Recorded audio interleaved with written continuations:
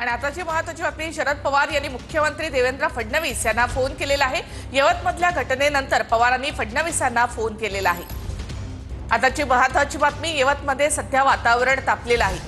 दोन गटांमध्ये झालेल्या वादानंतर आणि तिथल्या आंदोलनाला लागलेल्या हिंसक वळणानंतर यवतमधल्या या घटनेनंतर पवारांनी शरद पवार यांना फोन केलाय।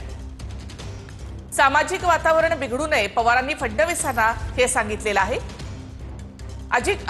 अधिक माहिती आपण घेऊयात आमचे प्रतिनिधी अजिंक्य धायगुडे यांच्याकडनं। अजिंक्य, शरद पवारांनी फडणवीसांना फोन केला, नेमकं काय यामध्ये बोलणं झालं?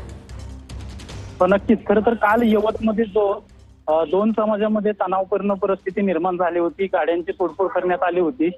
या सगळ्या पार्श्वभूमीवर मुख्यमंत्री देवेंद्र फडणवीस यांना शरद पवार यांनी फोन केला होता आणि राज्यात धार्मिक तेढ निर्माण करणाऱ्यांवर कडक कारवाई करा अशा प्रकारचं शरद पवारांकडून सांगण्यात आलेलं आहे। तर यवत प्रकरण संवेदनशीलपणे हाताळलं जावं अशी देखील अपेक्षा शरद पवारांनी मुख्यमंत्र्यांकडे व्यक्त केलेली आहे।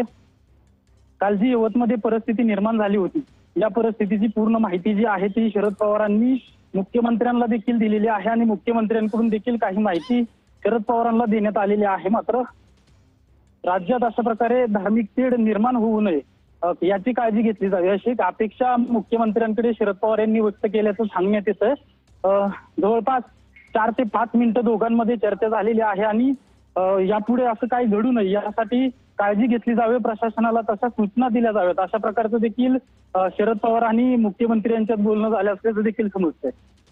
धन्यवाद अजिंक्य, एकूणच माहितीबद्दल। यवतमधल्या घटनेनंतर पवारांनी मुख्यमंत्र्यांना थेट फोन केलेला आहे।